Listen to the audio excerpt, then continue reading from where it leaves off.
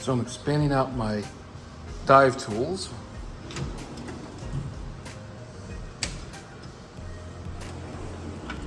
Some general stuff. This side of thing would do mostly tools, spare brushes, multimeter and precision screwdrivers, a bunch of small parts for doing OTS regulators, loosening tools. Somebody stole my 1/8 inch T-handle, and I got my magnet helic in there. Over here, got a few OTS spare kits and some silicone, battery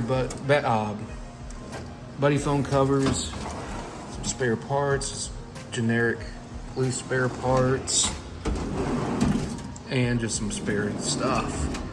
I'm looking for ideas on how to organize it a little bit better, considering I just cleaned this toolbox up and moved it in today. I think it's not too bad off. It gives me a good place to start with.